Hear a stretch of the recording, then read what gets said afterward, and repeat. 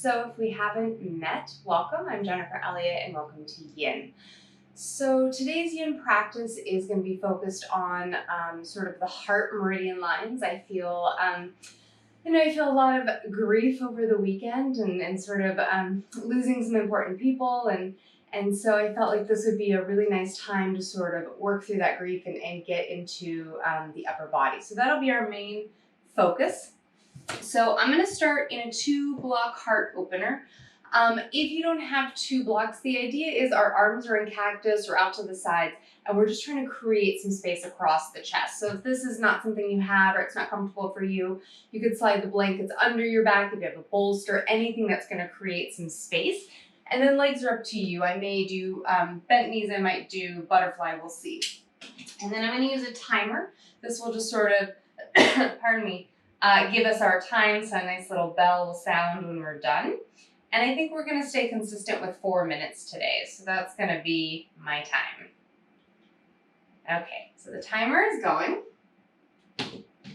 So get yourself set up in your opening pose, whatever that is for you. Remember, our theme is heart today. So when you get into the heart meridians, the heart and intestine meridian lines, we're sort of moving from grief towards courage, which I thought was a really nice one for this week. So wherever you are, the palms turn up. If you have the space, you can take the arms a little bit more out to the sides. And I'm feeling the block just sort of at the bottom tips of the shoulder blades. I'm feeling a nice space across the collarbones. My knees are bent, that just feels nice for me. If you want to double it up and add a little bit of a butterfly legs, that's fine too. But take the time to find this pose, and then once you do, close the eyes. And take a few moments just to notice the breath.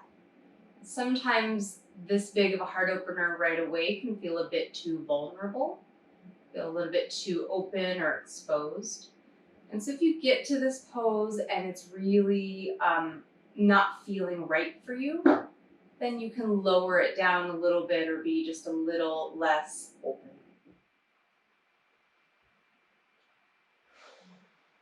And let the eyes close, the jaws soften.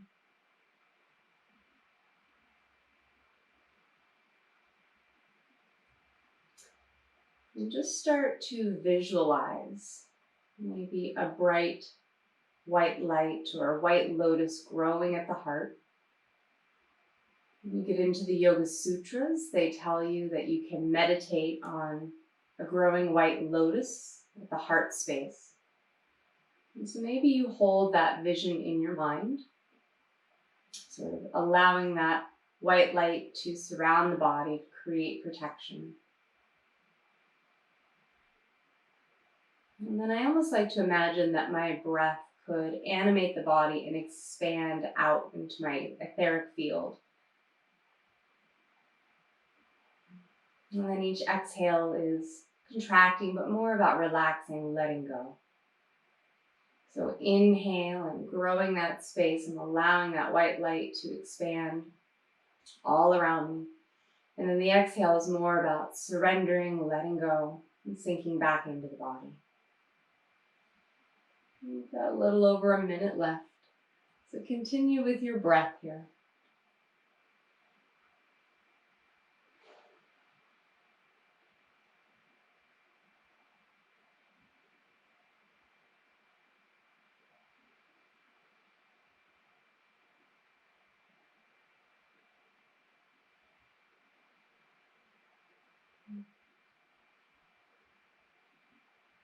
And as you breathe, see if you can create little pauses after the inhale and after the exhale. So just take a natural breath as you'd like, but at the top of the inhale, just take a moment to pause. And as you take your natural exhale at the bottom, take a pause. I almost like to imagine my breath is like a swimmer swimming laps. And as I get to the top of the breath, it's like the swimmer got to the other side. And there's that moment where they have to turn around. That's my pause. And then I have the breath, the exhale all the way down. This one we're getting to the other side. And a little pause as we turn the corner again.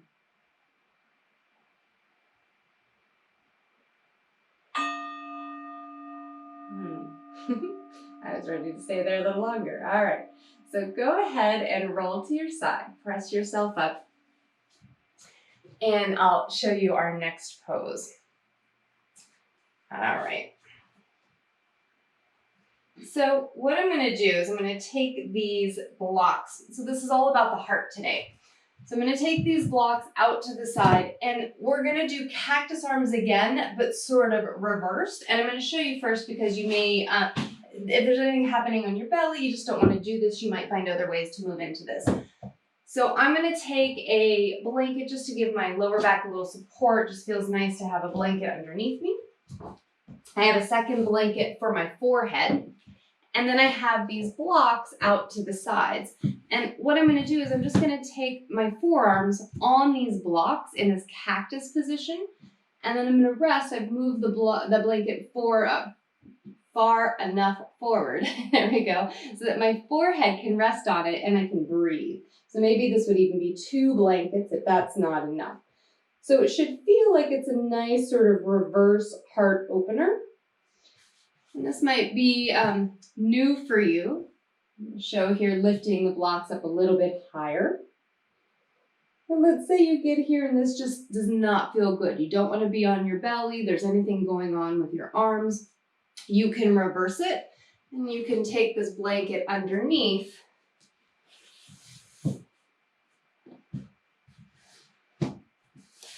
And you can take the cactus arms this way. So if you're not comfortable being on your belly, just flip it over.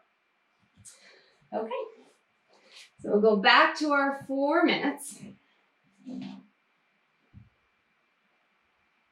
Timer is going. And oftentimes when we get into these poses on the belly, people can feel like their breath is really cut off or limited.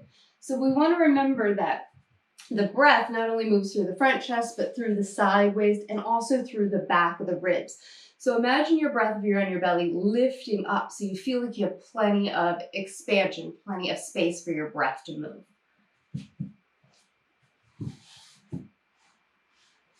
All right. And if you didn't have a couple of blocks, these could be blankets or pillows, anything that just gives you a little bit of a lift. And then placing the forehead on your prop actually allows your nervous system to start to relax.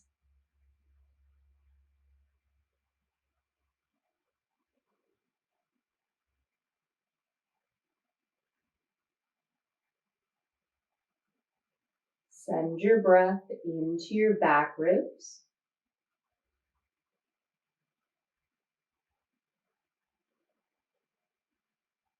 And then the same thing, sort of the same concept we had on our back. Take an inhale and feel the back body expand. Imagine your breath could just really expand past your body.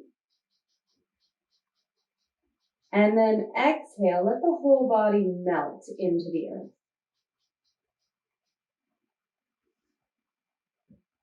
And then just continue that.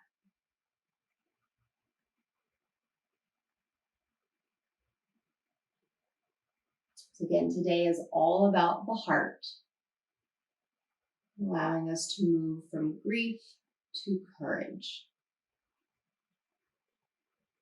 About halfway through this pose, if you need to make any changes, this is a good time to do it. Otherwise, see, once you've made your final adjustments, can you commit these last 2 minutes to your pose, whatever you're in.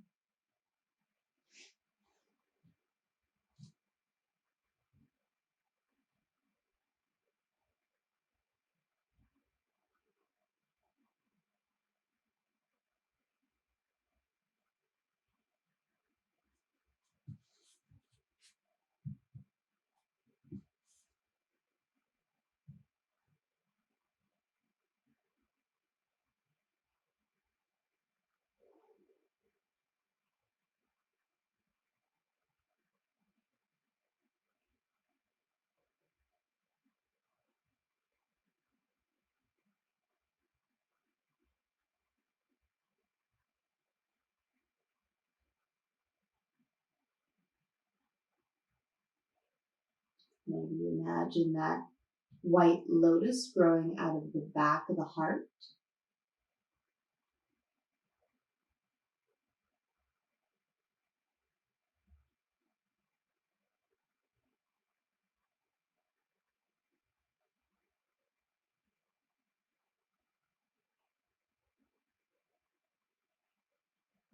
Got about 30 more seconds here.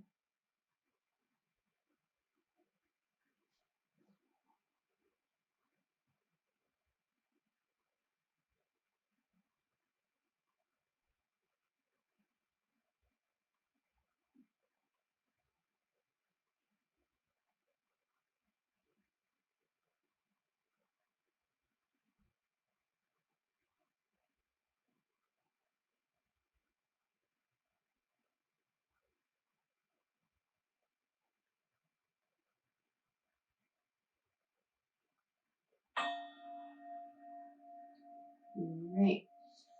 So many of you can stay as you are. I'll give you a couple of demos for poses. So I'm going to leave my blanket where it is. I'm just going to use this for my ear. I'm going to put my right arm out to the side, palm down. I'm trying to keep this sort of 90 degree. If you have any shoulder dislocations, you want to be real conscious here. And I'll give you another pose not on your belly in a moment. So I'm going to turn away from the hand. I'm going to set my right ear down. And this might be plenty, honestly. Otherwise, I'm going to roll onto my right side. I want to keep this right arm in 90 degrees. My knees are going to come in like fetal position, and then maybe that top knee opens. So as that top knee opens, and already for me, I got some cracks in the back. It became a little bit deeper. So that's one option. I'm going to go ahead and start the timer because we're going to stick with the 4 minutes, but I'll keep talking and give you some options if that's not for you. So if that's not for you, sit near a wall and actually a little bit away, like maybe a foot away from the wall. You can kind of explore how close you want to be. And you can place your palm on the wall. You can turn away. And this may be a little less extreme depending on what's happening in your shoulder or if being on your chest or side body is not comfortable. So choose one of those options.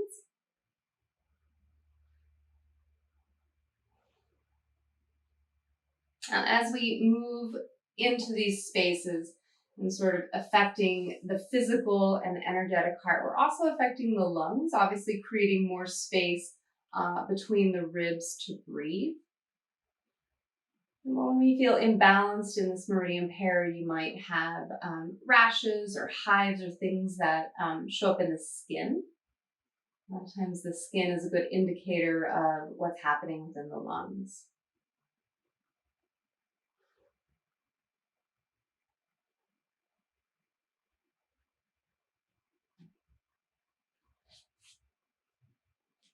All right, you're a little bit more than a minute in.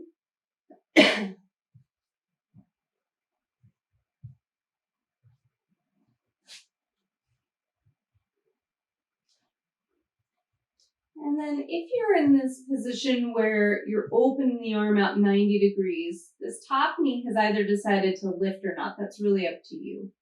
But the other arm is up to you. It's in front of you like a kickstand. You can put it under your cheek, or you can wrap it behind your back. We are going to do quite a bit of arm and heart work today. So if you already want to start sort of sliding the arm behind the back here, that might be a nice option for you.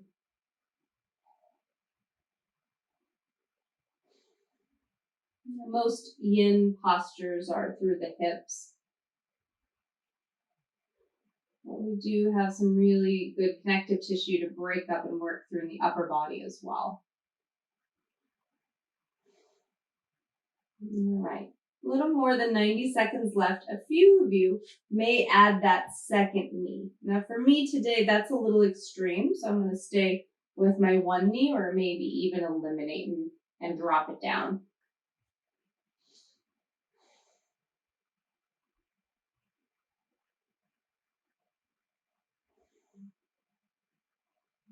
Continue to allow the jaw to soften.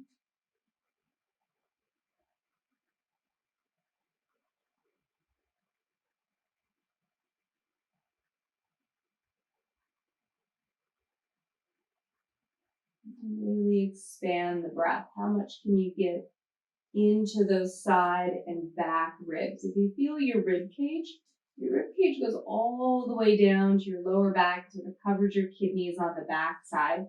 And your lungs expand so through your whole thoracic cavity. So when you feel the ribs, you can almost imagine that the lungs could be that big.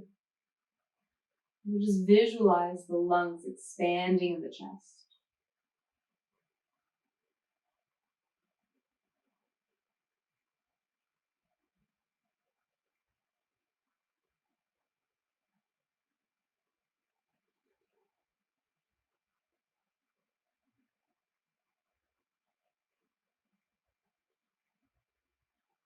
Couple more breaths.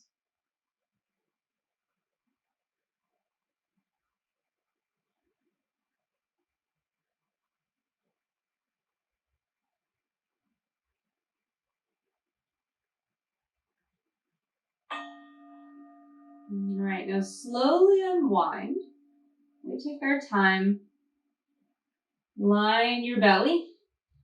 And maybe hands underneath your head and just rest. So oftentimes we do a pose and then we rebound. We sort of observe the effects of our practice. And that helps to train your meditative mind, just to become the watcher, the observer. Okay, so we'll go ahead and move to the other side. And I've been adding time lately. So a lot of times I stay at 3 minutes. I've been doing 4 minutes this week. So notice how that is for you. Does it feel like it's forever? It takes so much time to be there? Or does it fly by? So you're on the other side, and sides are different. So maybe this is the side you come up to the wall if it doesn't make sense to do this lying down.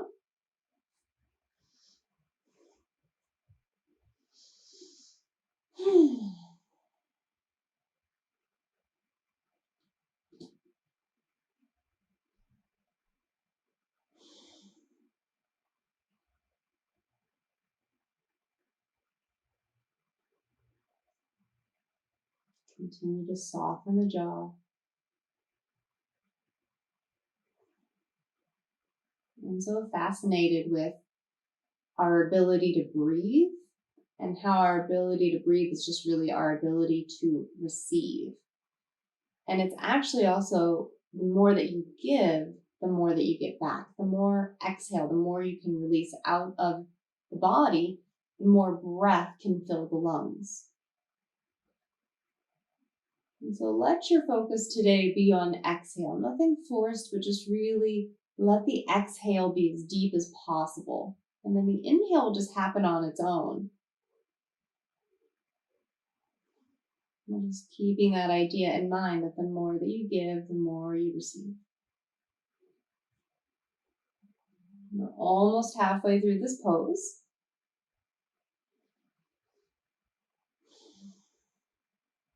I don't know about you, but this side is definitely more intense for me.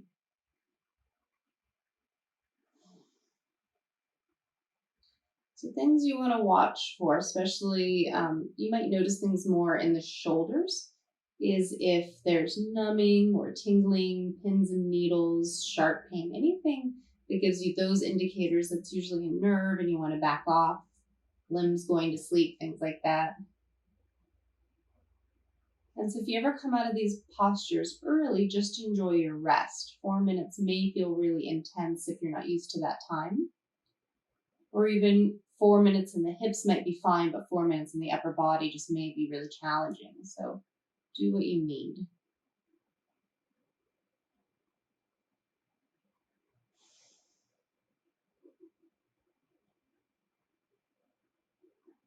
Less than 90 seconds. Now, I'm not really able to do it today, but some of you might add that second knee.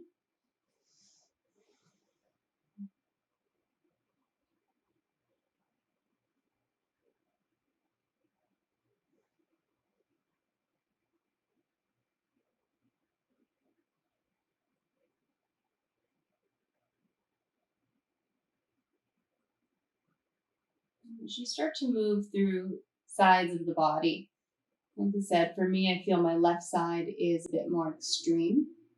You might start to think of your right side as sort of the active side. It's more the doer side. The left side is more the receiver side. And so which side for you needs a bit more nurturing? Do you need to give back to yourself? Do you have enough energy to give to those around you?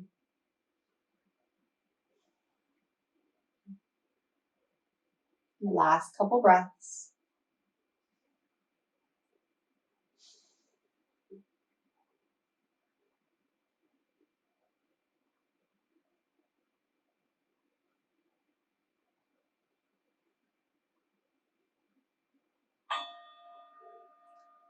Okay, slowly unwind. Take your time. You may feel that warmth in the spine. Take a moment and just rebound, just resting. While you're rebounding, I'm going to set up for the next pose. So I'm going to take these blankets. Again, whatever you have available, bolster works really nicely. In my practice, I found that I really liked both blankets. This could be one, this could be a bolster. But what we're going to do is I'm going to take this to the side, and sort of a phrase I'll use a lot today is quarter dog. And what that looks like is one arm will be forward and the other arm is in front. So when I talk about quarter dog, we'll do this in a lot of different ways. We'll even do it later, sort of behind the back. So just keeping this sort of in mind, this quarter dog. And so what I'm doing here is I'm going to lie on my belly. We're going to add the quarter dog, but we're also going to do a half frog. So I'm going to slide my right knee up, and then I'm going to try to, whatever you have, I've also done this with 2 blocks. You just want to have your knee, your shin, your foot all the same height. So whatever you're choosing. I like the blankets on the hardwood floor because I can kind of slide it and maneuver it. So you're going to find that half frog, whatever works for you. Now this is high, so if this feels like it's a bit too much in your back, then lower the prop down. And then the quarter dog, I'm going to take my left arm out, my right arm underneath, and I'm going to rest my forehead on my forearm, similar to how we did earlier. Okay, so I'm going to set the timer and then I'll give some options again if this is not for you. So we've got half frog and quarter dog. Okay, so as always, yin is less about specific pose. The poses matter, but it's more target area. So depending on what may or may not work for you, if this is not for you here, one of the areas that we're trying to affect is the inner thigh. So you could always come up, do any other thigh work, but just as an example, taking the leg out to the side, what's called outrigger, and I'm up on a knee, or I can even be down, but this is just targeting the inner thigh. So this is just one option, but anything that targets the inner thigh is fine. So if this half frog is not for you, you can do that. I don't think I'm able to coordinate the sandbag, but I'm going to try to use that on my hip as well. So if you have sandbags or extra weights, sometimes it's nice to add those just to give yourself a little bit extra. All right, that worked out.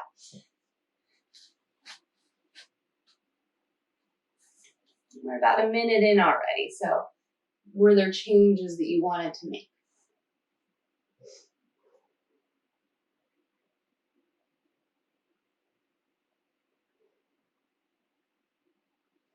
Remember, the pose itself may not feel extreme, but once you start adding time, gravity, it changes.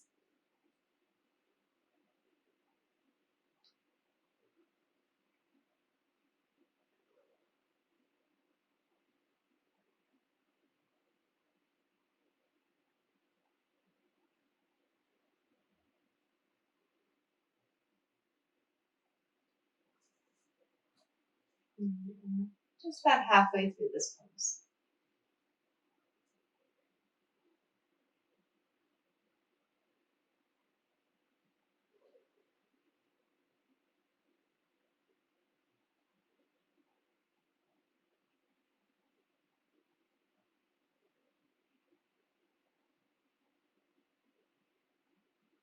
Again, let your breath really move into the back ribs. Create that expansion.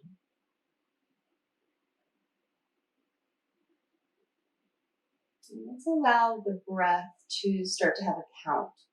So we'll inhale and exhale for the same duration. So we'll just do 4 and 4. So inhale through the nose for 4, 3, 2, 1. And exhale out the nose, 4, 3, 2, Inhale for 4. Exhale for 4. Continue that on your own. You're less than a minute.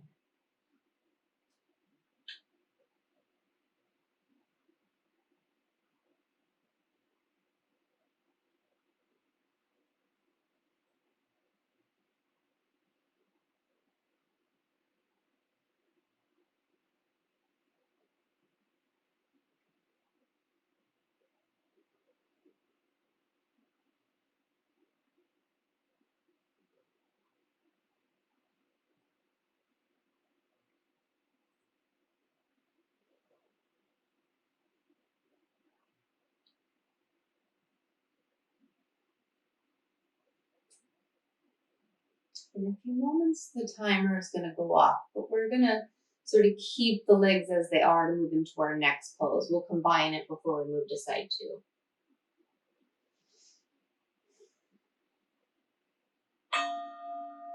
Okay, so if you are in this quarter dog, half frog, we're going to keep it, but adjust it just a little bit. So moving my sandbag out of my way, my quarter dog right arm, I'm going to straighten it out and I'm going to lift up. And then I'm going to take the left arm and weave it underneath the right arm. I'm going to lie on my back and roll this right arm over. And I'm just going to adjust my blankets. I'm going to keep them. You don't have to, but I kind of feel like they're there. Why not? And I'm going to move myself into a twist and really allow myself to open here. And I'm going to take that sandbag since I've got it. I think that's going to feel real nice on the hip. You might just rest your hand. And I'm adjusting. So the bottom leg is straight, the top leg is over. I'm adding this prop again. I want the knee, the foot, the ankle, all the same height. We'll start our timer. If this is not your twist, any other twist is fine. But what I like about this particular twist is when sort of done well, it's getting a lot into the heart as well. So I kind of have that right arm in my cactus arm.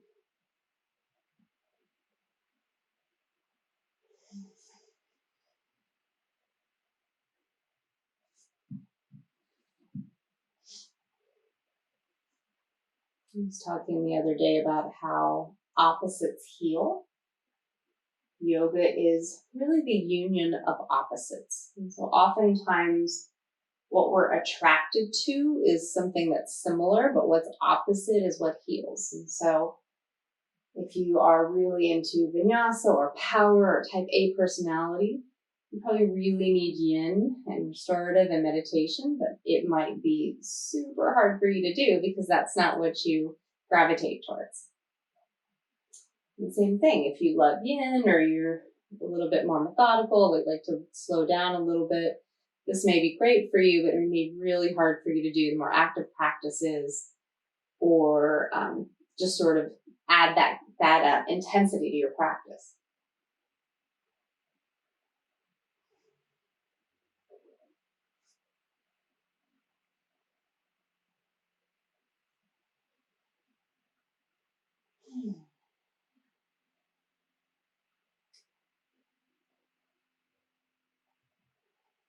So in this one, we can imagine the breath moving in a circular fashion. Now, what I want is I'd like for the right shoulder to meet the earth. It may or may not. And so I kind of visualize the breath coming up through the left side, lifting up and then drawing down through the right side. So it's almost this circular motion from shoulder to shoulder, moving through the earth.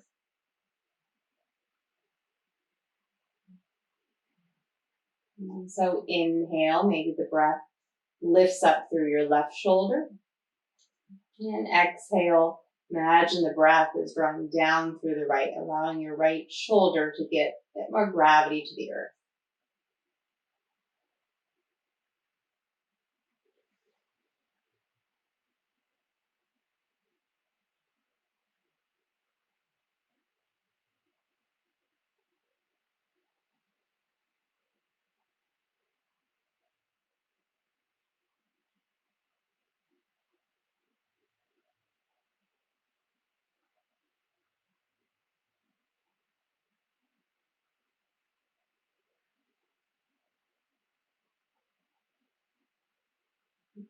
Just about a minute left.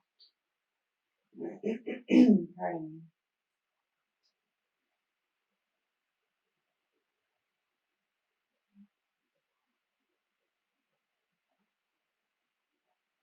As we move a bit more into this, it'll give us longer periods of silence because it's really in the silence that we become the observers and we learn the most.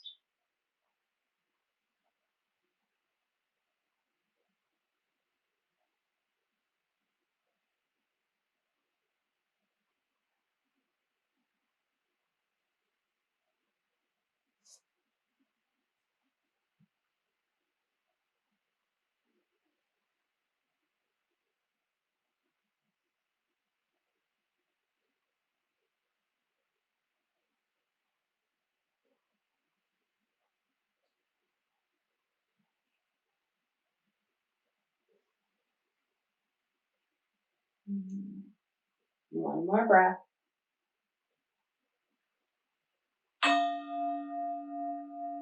All right. And the way I'm going to unwind, because I'm kind of already there, so I'm going to just roll onto my back. Take a rebound there for a moment. Put my sandbag on my belly, see how I feel. And then for me, I just have more space. I'm going to keep the blankets where they are and turn to the other side of the mat. So we'll do that same half frog, quarter dog on this side, or your variation of it. So sort of restarting at the beginning.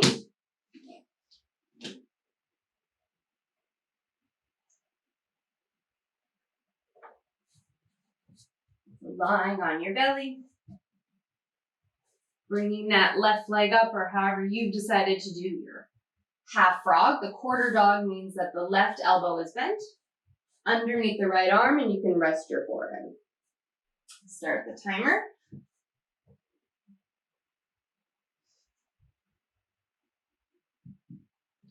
Maybe you're adding a pull.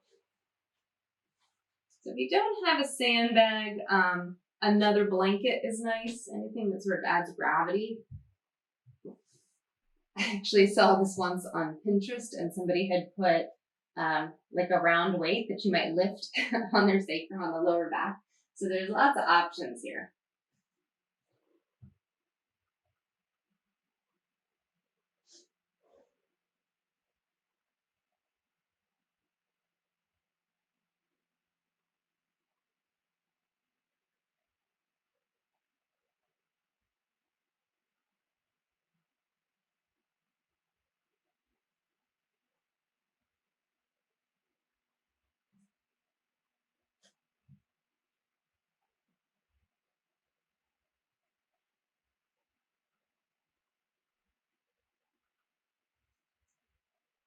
This time with the breath. See if you can count the breath like you're counting sheep, not to fall asleep, but using it as a meditation. And if you're really honest with yourself, at some point, you're not counting anymore. You might be counting, but your brain has moved on. Maybe you're in a memory, or you have a thought, or you're distracted by a sound or sensation. And so every time you realize that you've been distracted, you're not fully present in the breath count, just recognize it, acknowledge wherever you are, and then start back over at 1. So we have less than 2.5 minutes left. See how many times you need to start over, or are you able to have one consistent stream of breath? And I'll be quiet for these last 2 minutes so that you can really concentrate on that for you. So we have 2 minutes.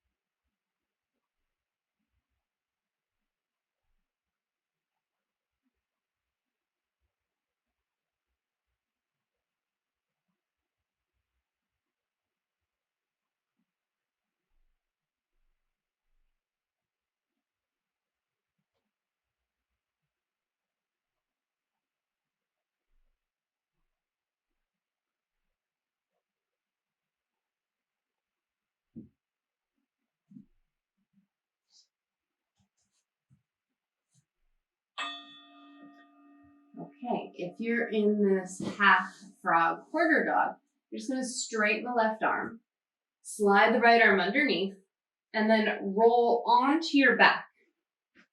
Or if that's confusing, just find your way into a twist. Right leg is straight, left leg on top. We'll keep this with our 4 minutes. And then maybe add that prop if you've got the extra weight.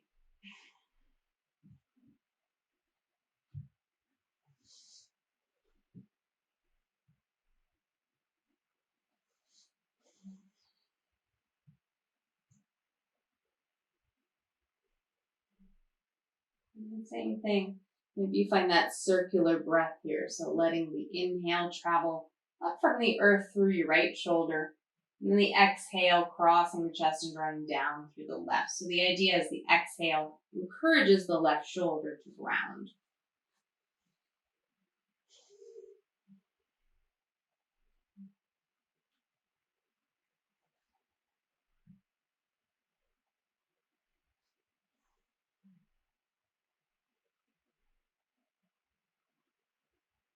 So as we work through the heart center, the meridian lines, the energetic, the physical heart, again, as I said in the beginning, we're observing and working through grief and our ability to let it go. Grief is good, but sometimes we may feel something that we perceive as uncomfortable, feelings, emotions, sadness, grief, and it can be very heavy on the heart. It can feel like an actual physical heaviness on the heart center or just sort of a heaviness in your energetics and being. And it's through these poses, through these movements, through the time that we're spending with self-care, that we can work through that grief. And when we don't, we sort of become emotionally constipated, right? We're sort of backed up. In any system, when you're full, you can't really bring in anything else. And so what happens then is the body becomes toxic, right? We need somewhere to go. And so with our grief, let it come up, let it come out, so that we can feel light, free, open, ready to receive love, self-care, all those benefits that we're here for. We've got about 90 seconds left.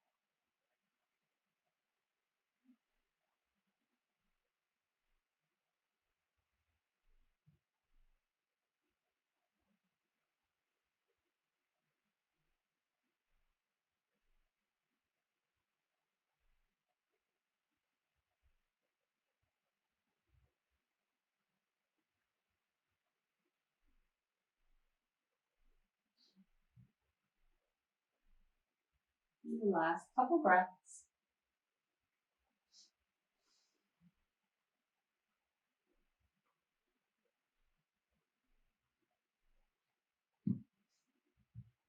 Check in. How do you feel? This side feels less intense for me than the first side did.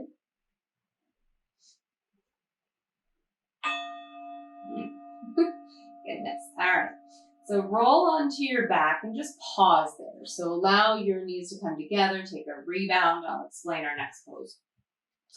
So our next pose, I don't do it very often. It can be kind of extreme. So I'm going to show you and then obviously give you options if it's not for you. So we're going to be on our back. I'm just showing you from here so you can kind of see. So we're going to lift up kind of into a bridge and we're going to do quarter dog where we're going to take the right arm just to the small of the back and maybe see if we can hook into the elbow. And it's the weight of the body that we're going to draw down that will start to affect the shoulder. And then some of you, while you're in your pose, you might slide your hand up between the shoulder blades. And when we're on our back, you might even take the other arm under your head. It's kind of like Gomukhasana arms. And if you're like me, I'm great on this side. Side two, that arm does not want to go anywhere. So we want to remember the weight of the body is really adding intensity. But let's say that you have shoulder dislocations, you have pins and needles, you don't want the weight on your arms for any reason, then you can go a totally different direction. And you could sort of support your bridge with a block and move into it that way, okay? So I'm going to go ahead and do the first one that I said. I'm going to change our time to 3 minutes just because it can be a bit intense. Okay, so timer is going. So I'm lifting my hips like I'm moving into bridge. I'm sliding the right arm under the small of the back, and I'm just having my fingers reach for the other elbow. And then I'm going to lower the weight of my body down onto my arm. And I can keep the knees bent. I can straighten the legs. It's just really personal preference. Bend my knees. Butterfly actually would be a good one too. I'll do that.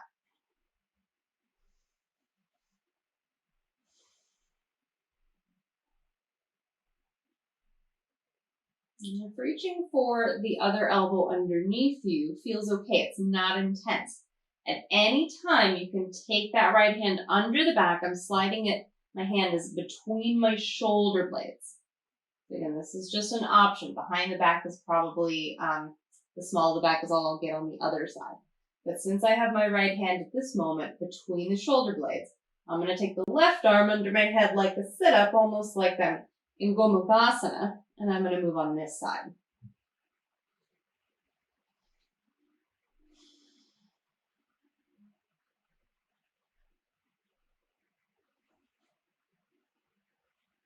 And close the eyes.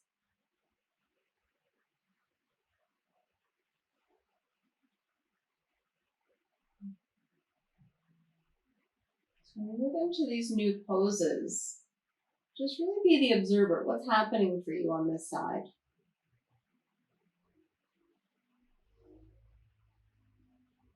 As much as we hope to be balanced or even, like I said in the beginning, the right side a lot of times is the doer side. In a previous life, in my younger days, I was a waitress, and I would always hold my tray in the left hand. That sort of was the stable one. And my right hand was the one that would move and sort of reach for glasses and hand them out and things like that. And so a lot of times you'll notice your right hand is the doer side. Maybe that's the side that you write with or the side that you are the most dominant. And so you can imagine doing that all the time. You're sort of creating this asymmetry. You're almost sideways all the time as this right arm reaches forward. All right, less than 30 seconds.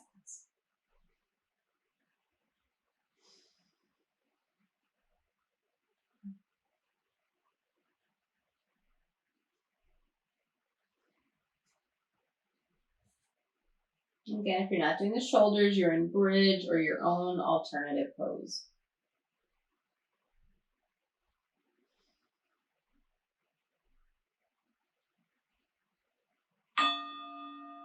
All right. So very slowly slide the arm out. Take a moment, just rebound. How do you feel? There's that warmth and circulation.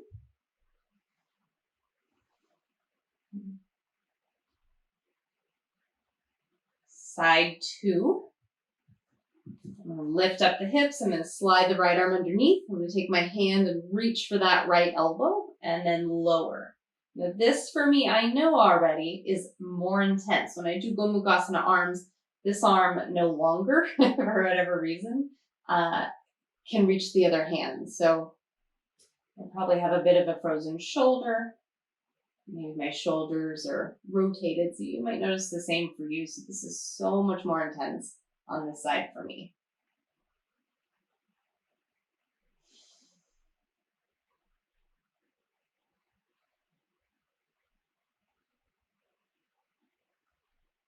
This is also unfamiliar. We spend most of our time with the arms in front of us.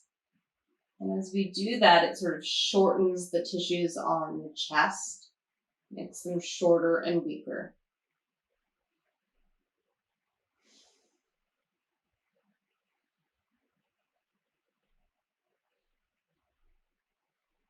And this is pretty intense for me, so I don't know that I can move on, but I'm going to explore. It's part of our practice. So I'm going to try to slide that hand between my shoulder blades. And honestly, I ended up just getting my fingers, my left fingers are touching my right shoulder blade. I wasn't able to get it between.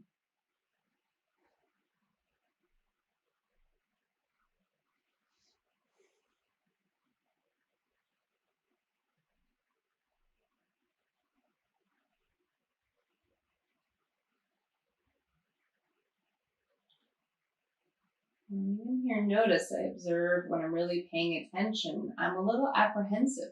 So even though it appears that I'm just sort of lying on the ground, I can feel that I'm not letting 100% of my weight drop into that arm. It's slight, but I can tell it's maybe, 98% I'm letting go. And so if there is apprehension, just becoming the investigator, right? Why is that apprehension? Are you nervous that something is going to go wrong, right? This maybe isn't the best for your shoulder or wrist.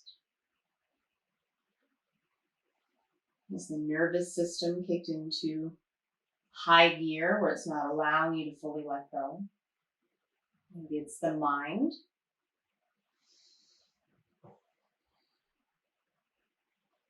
And we have just less than 30 seconds left. I'm adding that top arm for me. It's interesting. It took me almost the whole time to be able to get sort of comfortable here. Way different than side one.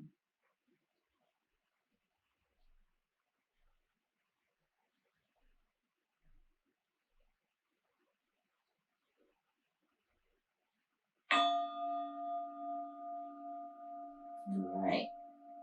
You, but I'm missing that last minute. We went to 3 minutes and I definitely could feel a difference. So I'm coming out. I'm just going to rebound and rest.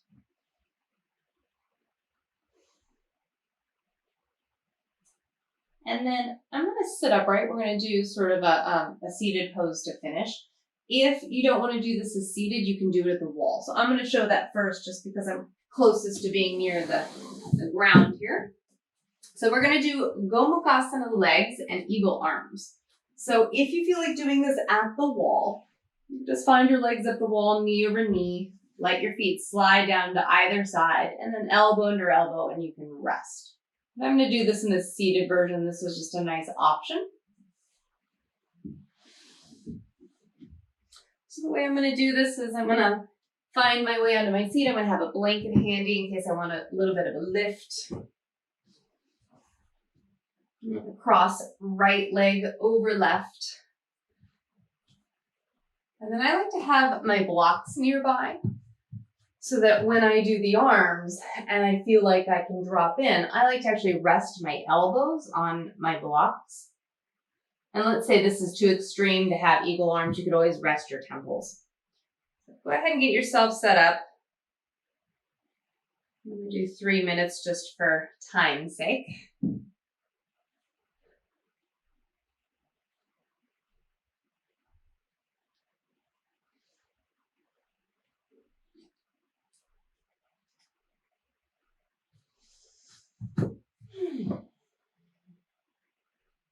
Kind of moving now, stretching the back of the heart.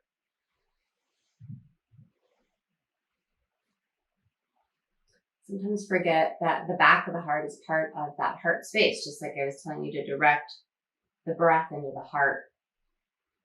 But when we're the most hurt by someone, when we're the most sort of response to someone maybe doing something to us, what do we say? They stabbed us in the back, right? And really, what is that? That we feel like they really hurt our heart, right? But it's through the backside. So there's sort of more behind us than we realize, right? More heart through the back body. It kind of reminds me of a tree, right? There's more roots than branches. There's more than we see. And so even though we might think of the heart as the front side, there's so much more to it.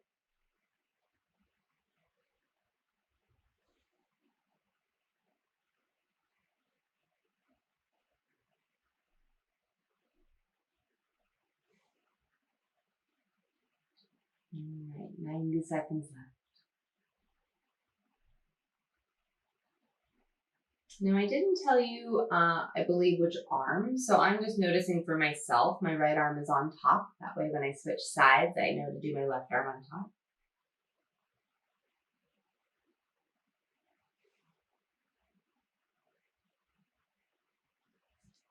And you could even completely rest the arms if they need a break. Forehead could even rest.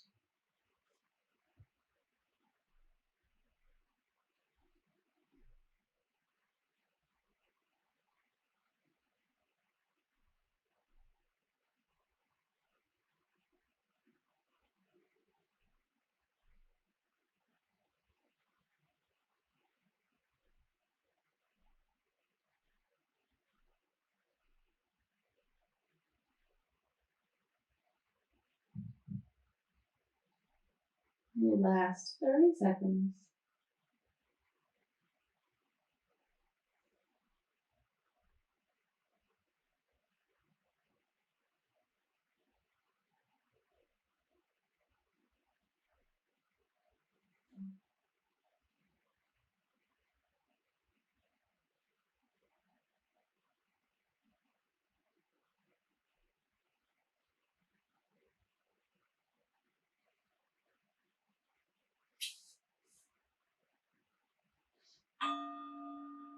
All right. Nicely done. So go ahead and switch sides. Most of us are doing left leg over right, left arm over right. But again, just make it even for you.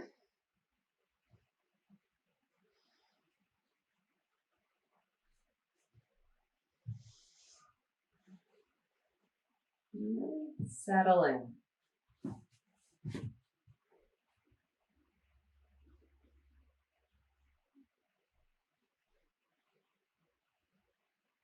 I was having a discussion with some friends last night, and one of the things that we were talking about when I was a newer teacher, I gave so much philosophy, so many tidbits, and I might still a little bit, but it's really hard to pay attention to all of that, you know. And for you, it's okay, is it right? Is it left? Inhale, exhale, and then you add a bunch of other stuff, and sometimes it's just too much. And really, what we're trying to create is space, right? We want space in the body, space in the mind.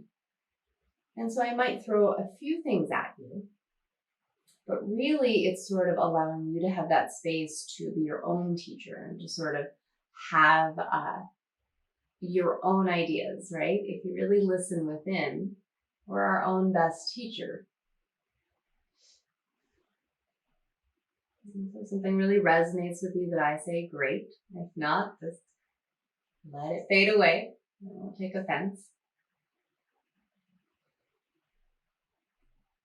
But if you're really paying attention, your sort of inner dialogue is super important. None of those thoughts or memories or visions that you have are arbitrary. They're there for a reason, either to come up to the surface, no longer needed, or it's there for you to now look at. That less than 90 seconds.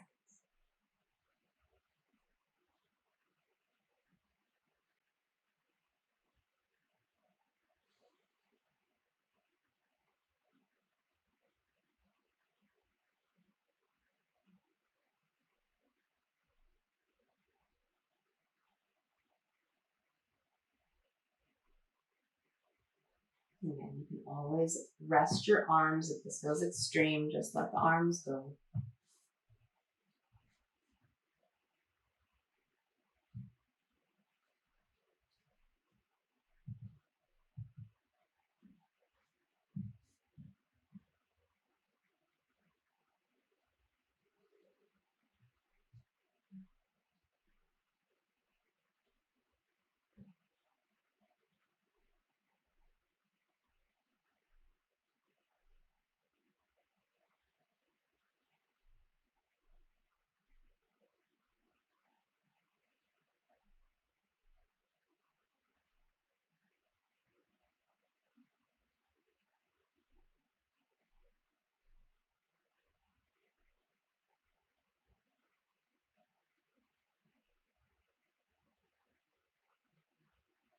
Okay, go ahead and back out of your pose. And then take a finishing pose of choice. So I'm going to do just a seated forward fold. I'm not even going to set the timer for it because we'll go into Shavasana right after. So I'm going to take a seated forward fold and just enjoy taking a moment to get long here. Whew, my hamstrings need this. So your finishing pose might be legs up the wall. Maybe that's even how you want to finish in Shavasana. I'm going to spend a good 5 or 6 breaths here, at least, getting into the back lines.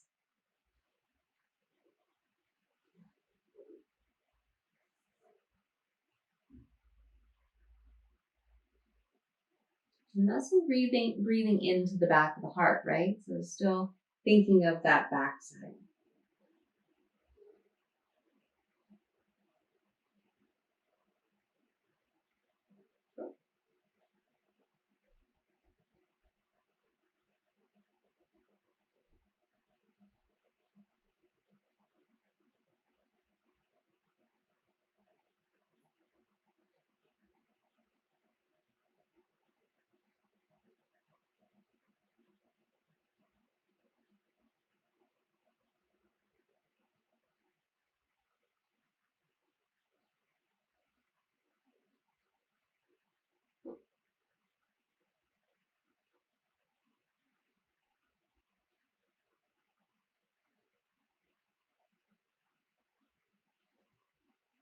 A couple more breaths.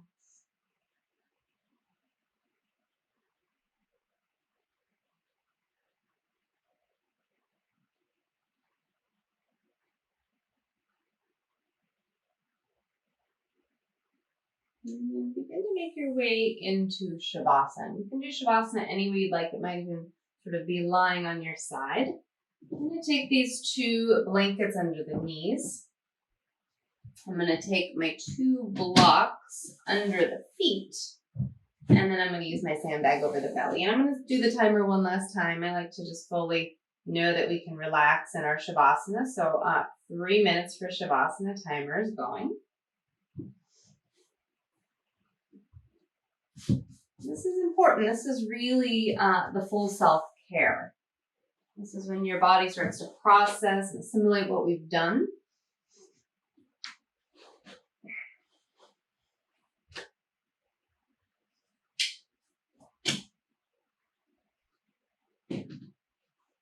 Whatever you've chosen to do, if you can, turn your palms up, a gesture of being open to receive.